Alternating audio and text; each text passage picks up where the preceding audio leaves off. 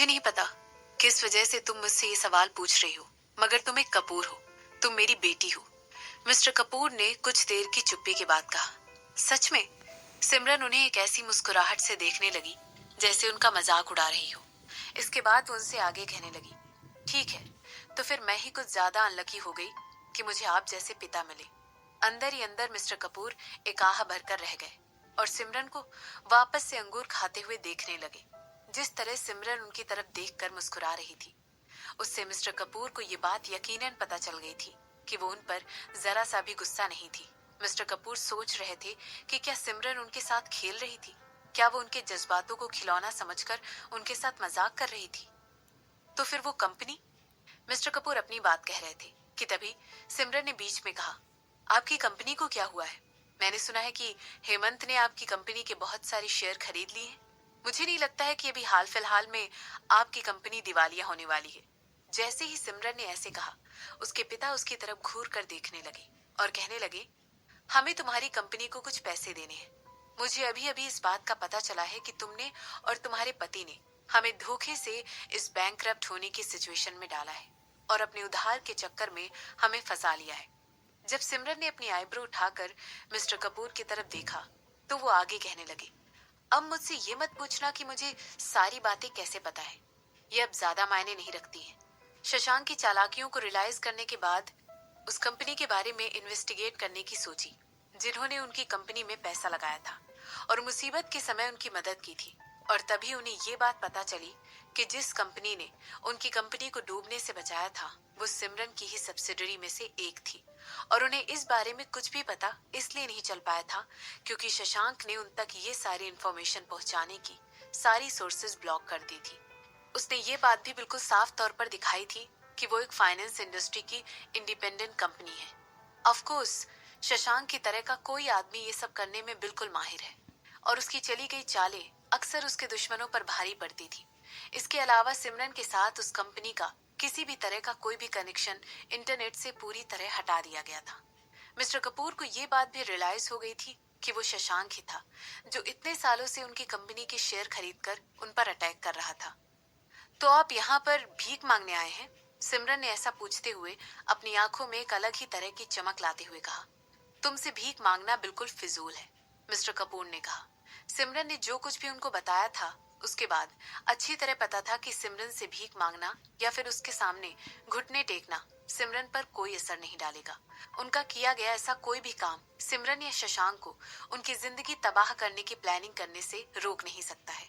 इसीलिए वो सिमरन से आगे कहने लगी, तुम एक कपूर हो और एक कपूर होने के नाते तुम्हें पता होना चाहिए कि हम लोग इस कंपनी की कितनी वैल्यू करते हैं। इस कंपनी में हमारी जान बसती है। ये कंपनी हमारे पास कई दशकों से है और हमारी जनरेशन्स ने इस कंपनी को शुरू से देखा है। आपका पॉइंट क्या है? सिमरन ने पूछा। मेरा पॉइंट बिल्कुल सिंपल है। मैं अच्छी तरह जानता हूँ कि तुम इस कंपनी को बर्बाद करने की प्लानिंग नहीं कर रही हो। वो तुम्हारी जैसी बिजनेस वुमेन के लिए बिल्कुल भी प्रॉफिट देने वाला केस नहीं होगा। जहां तक मेरा गेस जाता है, तुम प्लान कर रही हो कि कपूर इंडस्ट्रीज को टेक ओवर कर लो और उसे अपनी एक सब्सिडरी बना लो। तुम मेरी कंपनी को अपनी कंपनी के तौर पर बनाकर चलाना चाहती हो, मिस्टर कपूर ने सिमरन से कहा। शायद। उनकी इस बात पर सिमरन ने अपने कंधे उचकाते हुए कहा। इसके बाद वो आगे कहने लगी, आखिरकार पैसा बोलता है मिस्टर कपूर। मैं अपने बदले की आग में अंधी तो नहीं हो सकती हूँ।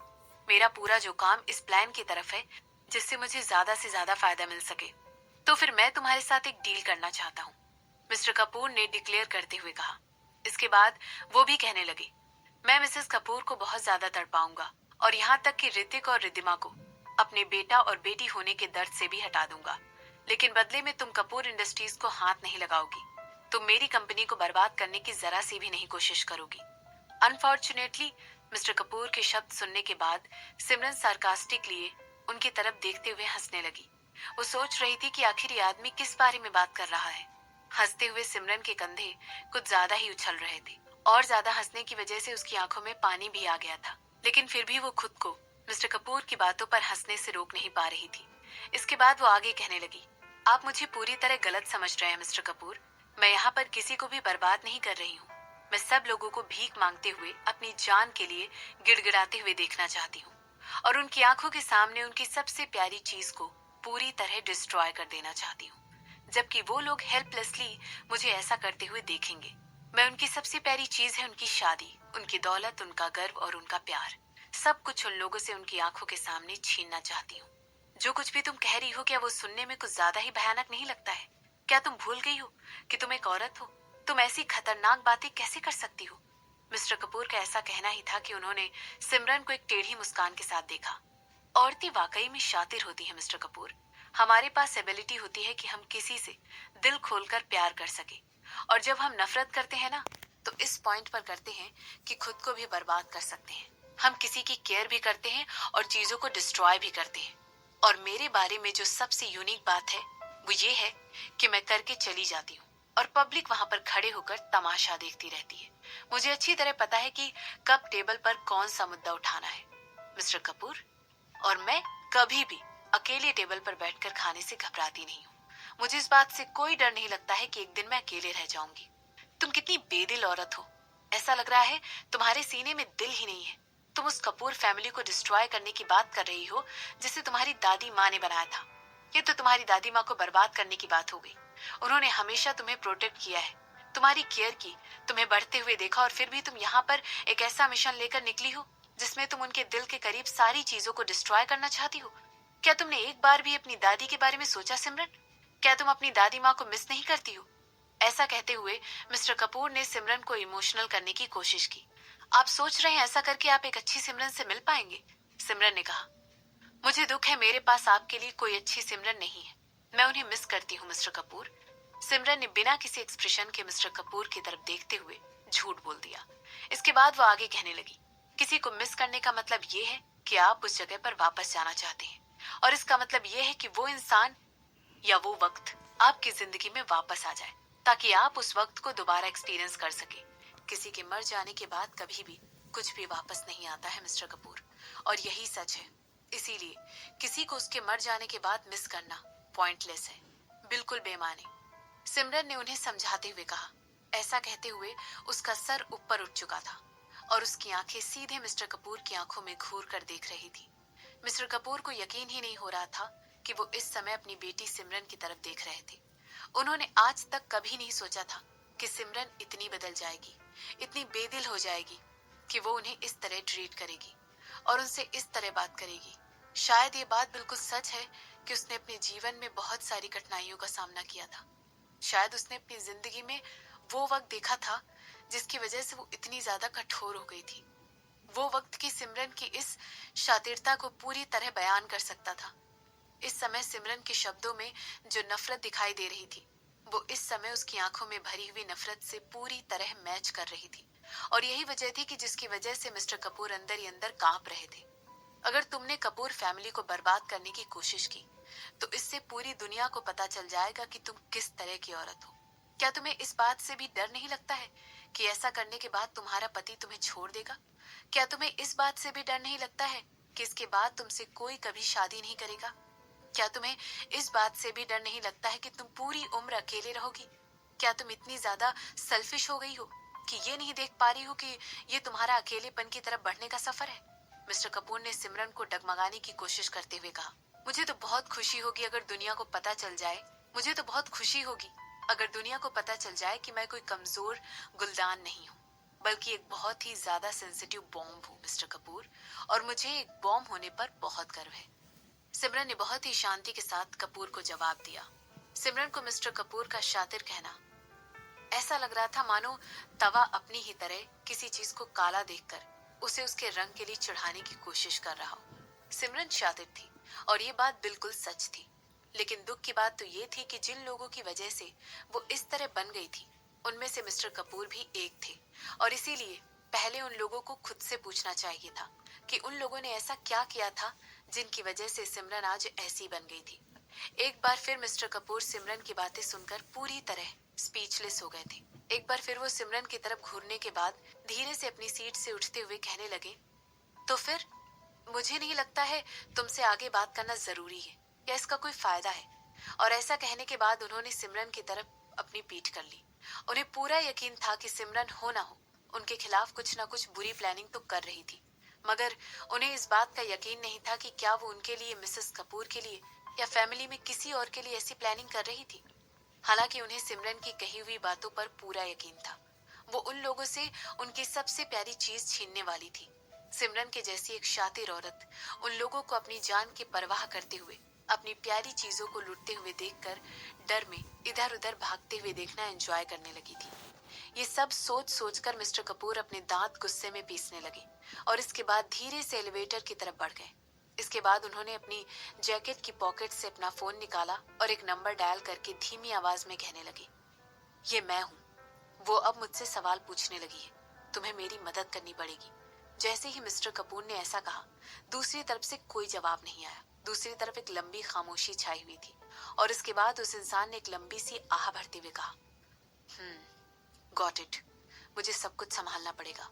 इसी दौरान सिमरन मिस्टर कपूर को जाते हुए पीछे से देखने लगी और अपने सामने पड़े हुए अंगूरों को खाकर फिनिश करने लगी। जैसा कि उसने सोचा था, सिमरन को 100% यकीन था कि वो मिस्टर कपूर की बेटी नहीं थी।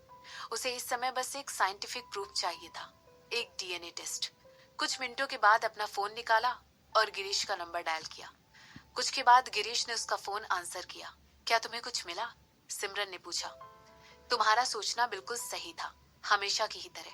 जैसे ही वो तुम्हारे ऑफिस से निकला, उसने किसी को कॉल किया, गिरीश ने सिमरन को बताया।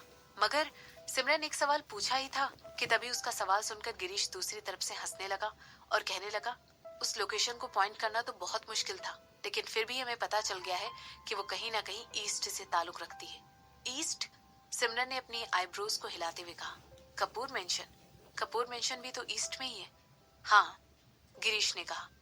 बिहार भी तो ईस्ट में ही पड़ता है और वहां पर भी कपूर फैमिली के कुछ लोग रहते हैं, सिमरन ने जवाब दिया। उसकी आवाज काफी धीमी थी, मगर गिरीश उसकी बात साफ तौर पर सुन सकता था।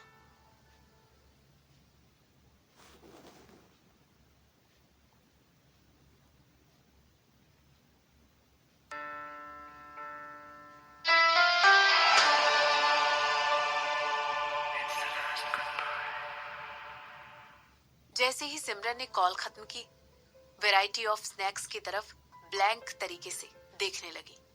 उसे पता चल गया था कि वो सच जानने के बहुत करीब पहुंच चुकी है। उसके अंदर सच जानने की इच्छा इतनी ज्यादा बढ़ चुकी थी कि उसने जल्दबाजी में अपना लोअर लिप बाइट कर लिया। जो भी चीजें हुई थी वो सिर्फ और सिर्फ एक डायरेक्शन में काम कर रही थी, बिहार में रहने वाली कपूर फैमिली।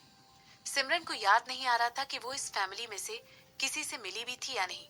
उसे अच्छी तरह याद था कि मिस्टर कपूर ने कहा था कि वो रिद्धिमा और ऋतिक को वहां लेकर जाएंगे ताकि वो लोग अपने दूसरे कजिन से मिल सके। ये तब की बात है जब वो तीनों बहुत छोटे हुआ करते थे, लेकिन इसके अलावा सिमरन ने उन लोगों का जिक्र अपने घर में होते हुए दोबारा कभी नहीं सुना था। हालांकि उसे ये बात भी याद थी कि दादाजी की विल भी तो उनके कजिन भाई ने ही साइन की थी, जो कि बिहार से ही एक जर्नल थे। तो क्या ये बात पॉसिबल थी कि उन्हें इस बात का पता हो सकता था कि दादी जी ने सिमरन को अपनी विल के जरिए सब कुछ क्यों दे दिया था? ऐसा सोचते हुए सिमरन अपनी सीट से उठी और धीरे से चलकर अपनी डेस्क के पास गई। उसने तुरंत अपना लैपटॉप खोला और उस इंफॉर्मेशन की तरफ देखने लगी जो शशांक ने उसे राजवंशी फैमिली के और कपूर फैमिली के रिगार्डिंग भेजी हुई थी। दोनों ही फैमिली बहुत ज्यादा इन्फ्लुएंस रखती थी और दोनों को ही बिजनेस इंडस्ट्री में बहुत अच्छे नाम के लिए जाना जाता था। जहां एक तरफ राजवंशी फैमिली अपने हॉस्पिटल और स्कैरलेट सिटी की ब्रांच के लिए जानी जाती थी, जो कि उदयपुर में अपनी काफी ज्यादा ब्रांच फैला चुकी थी, वहीं दूसरी तरफ कपूर फैमिली को अपनी माइनिंग के बिजनेस और एशिया की कई जगहों पर ज्वेलरी शॉप के लिए भी जाना जाता था। इसके अलावा कपूर खानदान में 2 रिटायर्ड जनरल भी थे। एक वो जो इस समय बिहार की कपूर फैमिली में ऑलरेडी रह रहा था और दूसरे वो जिन्होंने बूढ़े दादाजी की वसीयत पर साइन किया था और उसे विटनेस किया था।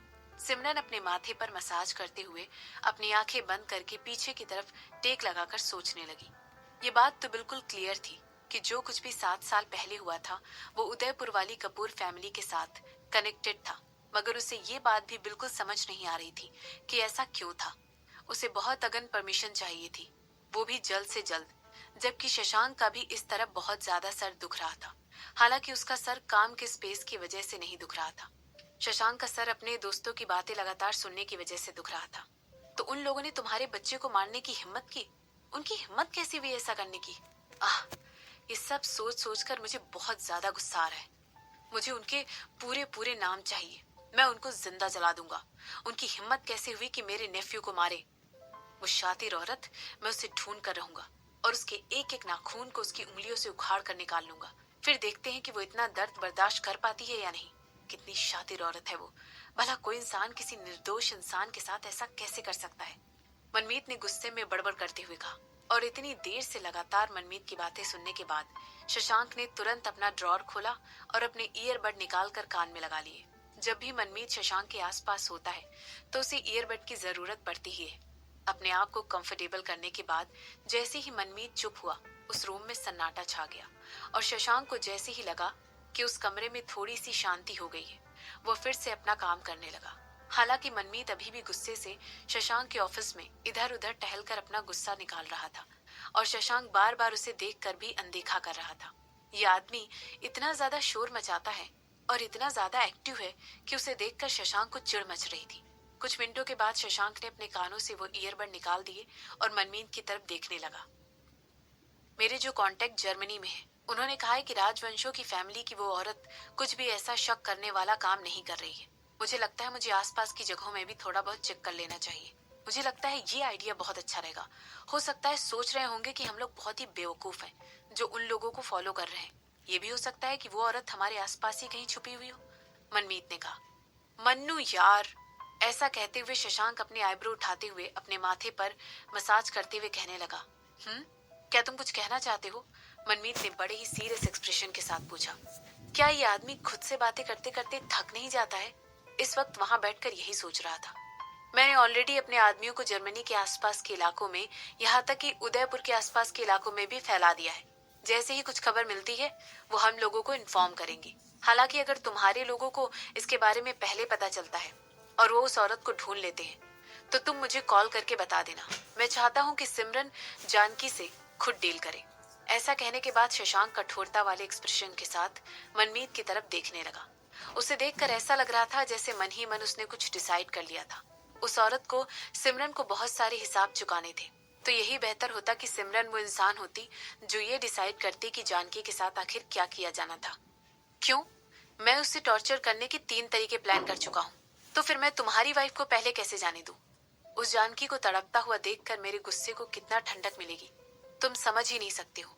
मैं तब तक शांत नहीं बैठूंगा जब तक।